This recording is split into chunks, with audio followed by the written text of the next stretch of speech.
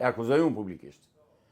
Sepse do marrë dy objekte që janë të pa kontestueshme, si konteston dot. Kishim uzinën e telave të Bakrit në Shkodër. Uzinë që punonte me bakër të nxjerrë nga dheu i Mirditës, nga Rubiku, fabrike Rubikut, bakër blister, nga bakër blister, bakër elektrolitik dhe elektroteknik, dhe prodhonte tela bakri sa eksportojnim në të gjithë botën. Pra është një uzinë me qark të mbyllur. Një kjo. Uzina e instrumentave të Korçës. Instrumentat e Korçës, instrumentat prerës, qarkullojnë edhe ushqiten në gjithë botën, në gjithë vendet e botës. 2. Kombinati autotraktorëve, që mund të prodhoje çfarëdo makine që të doje ti për jashtë llamarinën, po pjesët gjenerike motorike i bëjen të përkryera në uzinën e traktorit. U bën 3. Pse i mbyllë shoku Sali? Përse i mbylli? Me çurdhër i mbylli. Çfarë humbje i krijonin ato popullit edhe ekonomisë? Pra këto janë krime, unë thash këto, po janë me qindra të tilla që i ka bërë dhe është përgjegjës vetë direkt si ish kryeministër në pushtet. Vokat, po si shpjegoj që akoma ka njerëz që e duan Berishën? Janë budallë. Jo, ua them, janë budallë, nuk kanë sy në ballë. Ose janë të blerë, janë të paguar. Unë kontaktoj për ditë me demokratë. Dhe demokratët fillimisht më kanë pritur me shumë armiqësi.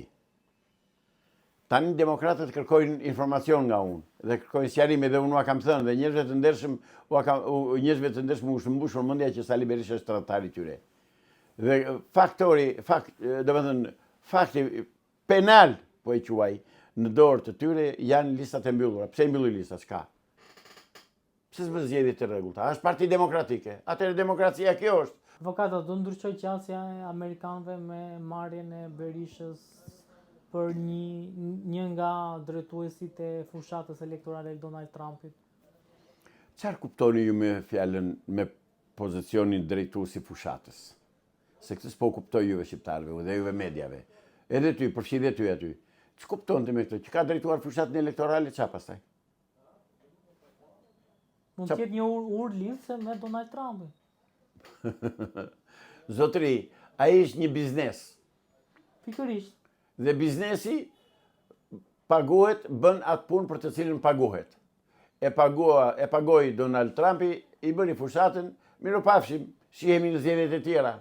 Nuk është person politik, zotëri. Nuk është funksionar politik. Por është parë shumë afër drejtorit të CIA, shumë afër kabinetit të Donald Trumpit. Edhe një fatkeqësi tjetër e mediave shqiptare. Po të panë që i afër presidentit, thonë ty të ka presidenti vëlla. Që bëni mërë kështu? Presidentit i afrojnë 10 njerëz, 100 njerëz. Kjo nuk do të thotë që i ka njerëz të afruar të besuar të tij. Megjithatë, nuk ka asnjë shans që ky si Cincoro, si e ka ky, si di emri këtij që ka ardhur, nuk ka asnjë shans që të bëj fushat elektorale, sepse thash nuk do bëhet zgjedhjet, por mbi të gjitha ka një pyetje për shokun Sali. O shoku Sali, ku i gjete parat që pagove këtë që do të pretë të bëj fushatën?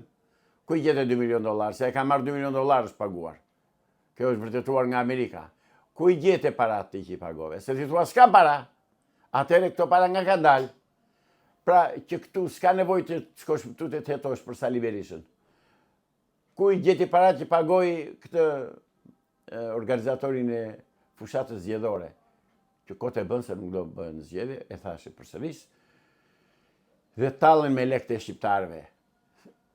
Edi Ramën dhe Partinë Socialiste, domethënë atë gjysmën origjinale të Partisë Punës, unë i kam pasur i kam dhe do t'i kem armiq të përjetshëm, sepse në 66-ën Partia e Punës mua më dëboi nga Tepelena më çoi në Golëm të Kurveleshit.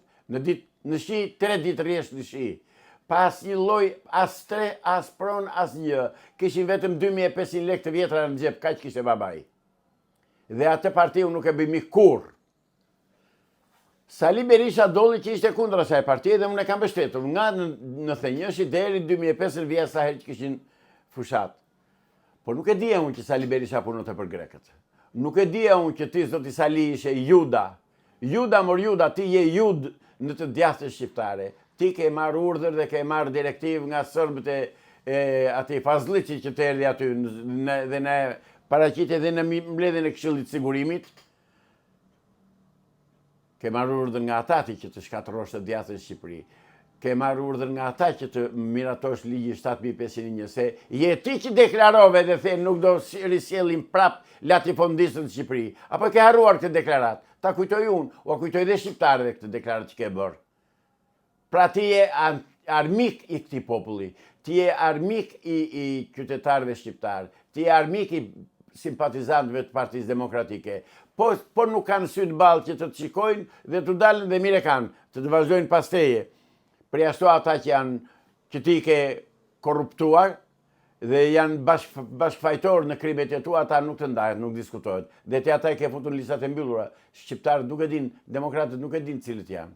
Megjithatë, praktikisht unë i quaj zero dhe fushatën që do bëj ose që ka ndërmend të bëj dhe ekzistencën e këtij tash u quajturi koalicioni turpi, po koalicion Karavides, është koalicion ai të sjellësh ti jeni sherin në koalicion, të sjellësh Kujtim Gjuzin në koalicion, të sjellësh të tërë këto partiçkat. I mlodhi të tërë, mori një fshes me korant, i futi në atë aspirator, i futi në qese dhe i ka aleat në koalicion. Nuk ka koalicion. Është koalicioni i turpit.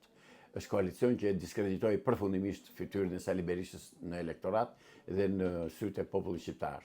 Unë ja them, ja kam thënë, po i them prap, ndash të dalë vetë të debatoj me mua, ndash të dërgoj një nga politikanët e ti më të mençur, teoricienët këtë ketë, cilin të doj, ta delegoj, të vi të debatoj me mua, lidhur me figurën e ti, dhe me ato për të cilat do akuzohet dhe që s'është akuzuar akoma publikisht. Partia Demokratike ka probleme të mëdha me elektoratin e saj dhe me ato të ashtu quajturat që janë shumë kriminale, listat e mbyllura.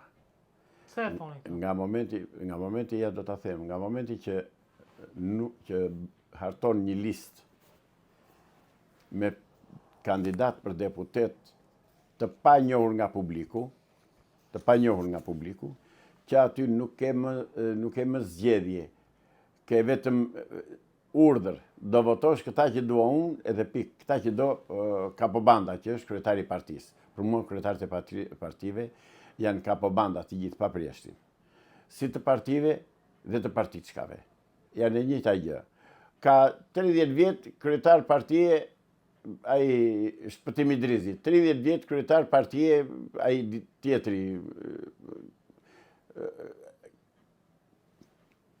Thuaj këtë duash ti se në rregull je.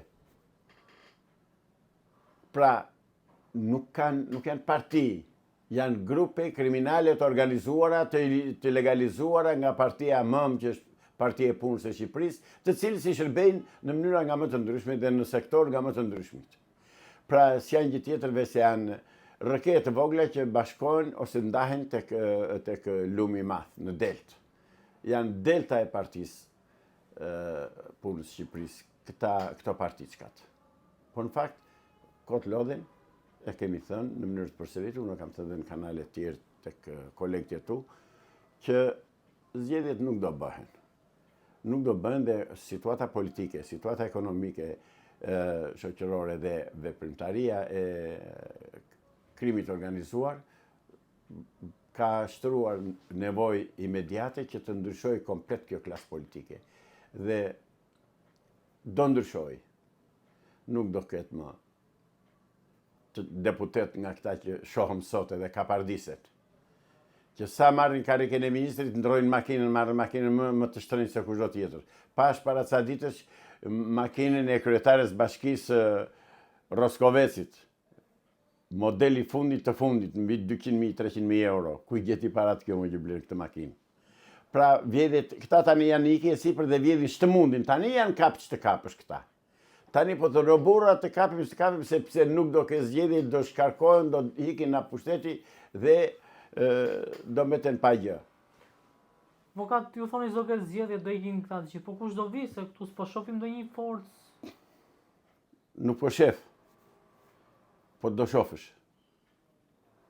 Nuk shef tani, po do shofësh. Dhe konkretisht do bëhet qeveria teknike, do përgatisi vendin për zgjedhje, do të ndryshojë kushtetutën sërbe që kemi aktualisht në fuqi, sërbo-greke, se nuk është shqiptare, dhe do përgatisi vendin për zgjedhje, do ndryshojë sistemi politik nga republikë parlamentare në republikë presidenciale, me 80 deputet, 41 senator, këto që them unë janë plotësisht të vërteta dhe të orientuara dhe të marra nga burim tepër i sigurt. Kaq. Avokat, si u duket koalicioni i kryesuar nga zoti Berisha? Mos ma bëni më këtë pyetje mu. Është sport karavidesh more. Po si ore arrin deri kaq pa turpsi sa të bëhen në një koalicion të bashkojë Berisha e hedh vallën sipas çiftetelit grek, ja thash dhe do t'ja them tani. Që ai bën atë që i urdhërojnë grekët dhe bashkojnë në koalicion, dulen me Idrizin. Pra, harron dhe xeron çështjen çame. Shpëtimi Idrizi ka bërë me kohë, po e bën dhe Sali Berisha. Pra, shpëtimi Idrizi është një tradhtar i kombit të tij, i popullit të tij, i krahinës së tij. Është tradhtar, është i pabes. Dhe po ja them prap. Marrim Dulen. Vangel Dulen unë e respektoj, sepse është i patundur në partinë e tij, në programin e tij, në përkatësinë e tij etnike. E kam kundërshtar politik, nuk diskutohet, nuk ka burrëtie se kundërshtari politik nuk zgjidhet nga unë, por është në të drejtë në punë të tij, është në programin e tij dhe në udhëzimet e tij që merr nga Athina. Është në rregull ai. Ky nga i merr udhëzimet, ky Shpëtimi Idrizi. Të kesh turp Shpëtimi Idrizi. Je tradhtari i çamëve, je tradhtari atyre nënave dhe nuseve të reja që ushqar barku me bajonet nga ai Napoleon Zerva. Të kesh turp se ke tradhtuar gjakun e atyre, mira njerëzve. Vuajtjet e atyre çamëve që i shikojmë akoma nëpër video arkaike, të vjetra, shumë të vjetra, që kanë hequr zite ullirit, janë torturuar dhe të merruar, janë djegur me zjarre me hekur nga grekët. Avokat, para 2-3 ditësh doli një sondazh të Euronews ku forcë të parë nxirrte Partinë Socialiste edhe forcë të dytë Partinë Demokratike. Shiko, ato janë dy parti të mëdha. Por në fakt janë e njëjta parti, është Partia e Punës. Dhe pse e them është Partia e Punës? Shqiptarët duhet t'i hapin sy dhe të dëgjojnë këto që i them unë dhe t'i verifikojnë, jo se i them unë, t'i verifikojnë. Si do t'i verifikojnë? Po a them unë. Në 21 prill të vitit 2008, Partia Demokratike dhe Partia Socialiste, do me thënë Edi Rama dhe Sali Berisha, u morën vesh që të ndryshojë kodi zgjedhor, të ndryshojnë në paragrafet e kushtetutës dhe të bëjnë zgjedhje tipike fashiste, komuniste, naziste. Që do të thotë, unë do kem sekret 46 veta të mos i di elektorati, por të votoj si parti dhe të tjerë pastaj kush të mbetet.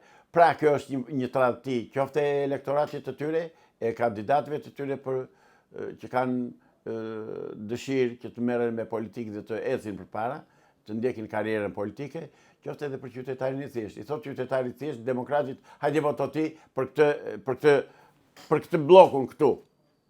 Se për bllokun po voton, ose për zarfin. Do votoj për zarfin qytetari shqiptar. Jo për personin, nuk e di kush do jetë personi për cilin do votoj. Vota janë këto, zgjedhja janë këto, demokracia është kjo. Turp të vi të dyve, po veçanërisht Berishës. Pse Berishës? Sepse Berisha vajte ju fal Edi Ramës. Berisha e kërkoi këtë gjë për të garantuar ekzistencën e tij në politikë. Nuk do jesh në politikë se Sali Berisha ta kam thënë në kanale të tjera dhe mbaj mend. Nuk do bën zgjedhje, nuk do hysh në politikë, do futesh atë të ke vendin. Ti je për në burg zotëri. Ti ke bërë krime ekonomike dhe njerëzore sa të duash kundër njerëzimit. Ke përgjegjësi të jashtëzakonshme. Do apo s'do ti?